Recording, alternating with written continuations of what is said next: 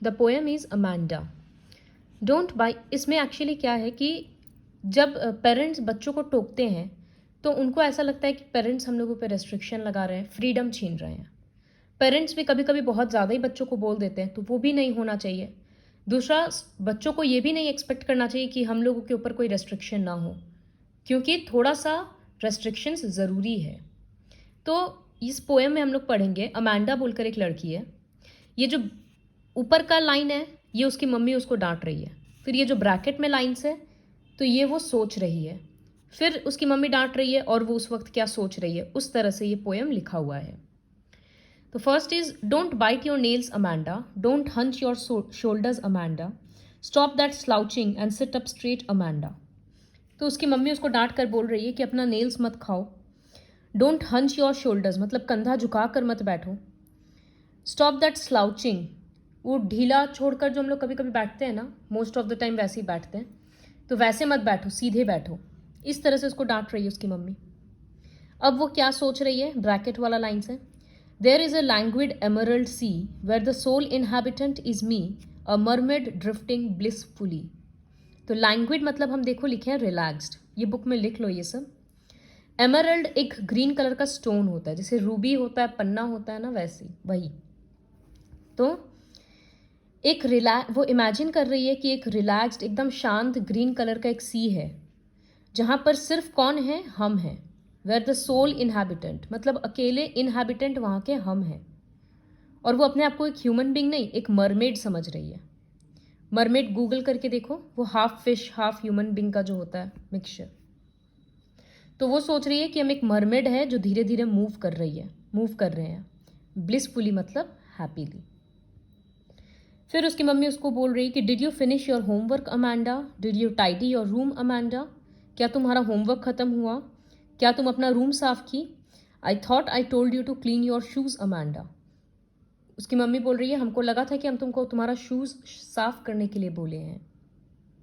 तो वो क्या सोच रही है, I am N orphan roaming the street. सोचो वो इतनी परेशान हो गई कि वो सोच रही है कि हम अनाथ हैं, मेरा कोई नहीं है और हम स्ट्रीट में घूम रहे हैं।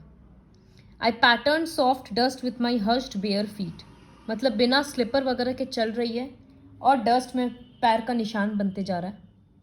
द साइलेंस इज गोल्डन, उसके साथ कोई नहीं है तो पूरा साइलेंट है, सब कुछ शांत है। द फ्रीडम इज स्वीट, क्योंकि वो ऑर्फन है तो उसको रोकने टोकने वाला कोई नहीं है, तो उसको ये फ्रीडम अच्छा लग रहा है। तो वो इतनी परेशान हो गई है कि जब उसकी मम्मी उसको डांट रही है तो वो इमेजिन कर रही है कि वो एक अनाथ है और रास्ता में चल रही है इस तरह से। फिर उसकी मम्मी बोल रही है don't eat that chocolate Amanda, remember your acne Amanda, will you please look at me when I am speaking to you Amanda. वो बोल, एक्ने मतलब पिंपल जैसा होता है, तो उसकी मम्मी बोल रही है कि तुम चॉकलेट मत खाओ, याद है ना तुमको एक्ने निकल आता है, और जब हम तुमसे बात कर रहे हैं तब तुम मेरे तरफ देखो। तो वो बोल रही है आई एम रपुंजल। अब एक बार रपुंजल के बारे में बताएं। तो रपुंजल एक कैरेक्टर है, एक लड़की है जिसका बाल बहुत लंबा है। तो उसको क्या किया गया था, एक टावर में, समुद्र के किनारे एक टावर था, वहाँ पर उसको बंदी बना लिया गया था रपुंजल को। और एक विच थी, विच मतलब हिंदी में डायन बोलते हैं। तो वो विच क्या करती थी, रपुंजल का बाल इतना बड़ा था और इस टावर में जाने का कोई दरवाज़ा नहीं था, तो वो उसके बाल को नीचे गिराती रस्सी बनाकर और आना जाना करती थी, और रपुंजल को कभी अलाउ नहीं करती थी बाहर निकलने से। तो रपुंजल कोई अच्छा बात मतलब उसका लाइफ कोई अच्छा थोड़ी ना हुआ, क्योंकि वो तो बंदी थी, प्रिजनर थी एक। लेकिन अमांडा को रपुंजल अच्छी लगी। वो बोल रही कि हम रपुंजल है क्योंकि हमको कोई चिंता नहीं है। Life in a tower is tranquil and rare. Tower में जो लाइफ होगा मेरा वो एकदम स्लो होगा और बहुत रेयर होगा, अनोखा होगा। I will certainly never let down my bright hair. जैसे विच अपना उसका बाल को नीचे करके आना जाना करती, तो ये बोल रही है हम अपना ब्राइट हेयर कभी नीचे नहीं करेंगे, मतलब किसी को आने जाने नहीं देंगे। Stop that sulking at once Amanda. फिर उसकी मम्मी बोल रही है सल्किंग मतलब अपसेट होना, कि इतना उदास होना बंद हो। You are always so moody Amanda, तुम हमेशा इतनी मूडी रहती है। Anyone would think that I nagged at you Amanda. उसकी मम्मी बोल रही लोग सोचेंगे कि हम तुमको दिन भर डांटते रहते हैं। तो ये पोएम है अमांडा, जिसमें बच्ची परेशान हो गई अपनी मम्मी से, अपने घर वालों से, और वो एक अलग ही दुनिया में जाना चाहती है। Okay, now will read about poetic devices. तो सबसे पहले राइमिंग स्कीम के ऊपर आएंगे। तो यहाँ देखो अमांडा वर्ड है, उसको ए दिए, as you can see I have written already. अब ये भी अमांडा है तो सेम ही वर्ड है तो इसको भी ए देना होगा। स्ट्रेट एक अलग वर्ड है जो इससे राइम नहीं हो रहा है तो उसको बी देंगे। फिर अमांडा को ए दे दिया तो राइमिंग स्कीम क्या बन गया, ए ए बी ए। फिर इसमें सी के साथ मी राइम हो रहा है तो दोनों को सी देंगे क्योंकि ए और बी पहले ही हम लोग दे चुके हैं। फिर ब्लिसफुली, सी मी ब्लिसफुली सब राइम हो रहा है तो ये भी सी रहेगा। तो सेकेंड स्टैंजा का राइमिंग हो गया सी सी सी।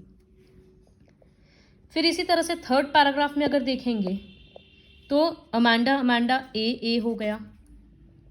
अब शूज़ एक नया वर्ड है जो स्ट्रेट के साथ भी राइम नहीं हो रहा है तो इसको बी नहीं दे सकते हैं। ये एक नया ही वर्ड है तो इसको डी देंगे तो अमांडा का बन जाएगा फिर ए। उसके बाद वापस से देखो स्ट्रीट फीट स्वीट सब राइम कर रहा है तो ई ई ई। तो इस तरह से राइमिंग स्कीम है। तो जब एग्जाम में आएगा तो जो पैराग्राफ लिखा हुआ रहेगा ना उसी का राइमिंग स्कीम लिखना। नेक्स्ट पोएटिक डिवाइसेस, अगर जैसे alliteration, stop slouching seat straight सब एस से शुरू हो रहा है तो एलिटरेशन।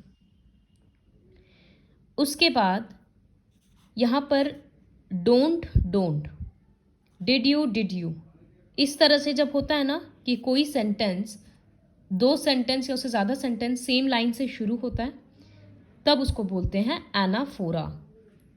तो बुक में लिखो एनाफोरा इस तरह से, when two lines start with the same word. तो don't bite your nails Amanda, don't hunch your shoulders Amanda. तो डोंट डोंट यहाँ पर एनाफोरा हो रहा है। तो एनाफोरा हो गया, एलिटरेशन हो गया। उसके बाद इंपॉर्टेंट है मेटाफर। देखो एमरल्ड सी, मेटाफर मतलब कंपैरिजन होता है और without using the word like या फिर एज। तो यहाँ पर सी को किससे कंपेयर किया गया, एक जेमस्टोन एमरल्ड से, लेकिन कंपैरिजन का कोई वर्ड नहीं यूज किया गया तो ये मेटाफर। फिर साइलेंस इज गोल्डन, साइलेंस को यहाँ पर गोल्ड से कंपेयर किया गया है कि सोना के जितना वो कीमती है। तो दो चीज़ को कंपेयर किया जा रहा है विदाउट लाइक और एज तो वो होगा मेटाफर। उसी तरह से फ्रीडम इज स्वीट, ये भी होगा मेटाफर। फिर पोएम में बार बार अमांडा अमांडा रिपीट हुआ है तो इसको क्या बोलते हैं, अगर पूरा का पूरा वर्ड बार बार रिपीट हो रहा है तो रिपीटिशन। उसके बाद जैसे ड्रिफ्टिंग ब्लिसफुली, ये माइंड में एक इमेज क्रिएट कर रहा है कि धीरे धीरे कोई चीज़ फ्लो हो रहा है या चल रहा है।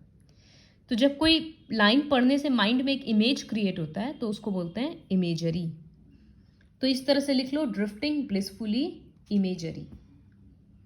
तो राइमिंग स्कीम हो गया फर्स्ट पेज का और पोएटिक डिवाइसेस हो गया। पीछे में भी इसी तरह से पोएटिक डिवाइसेस है, जैसे राइमिंग स्कीम वगैरह भी वही होगा। अब यहाँ पर है नेवर ब्राइट हेयर, सब में आर रिपीट हो रहा है लेकिन वर्ड के शुरू में नहीं हो रहा है, कोई वर्ड के बीच में कोई वर्ड के लास्ट में। तो जब एक कॉन्सोनेंट रिपीट होता है वर्ड के एंड में या बीच में तो उसको बोलते हैं कॉन्सोनेंस।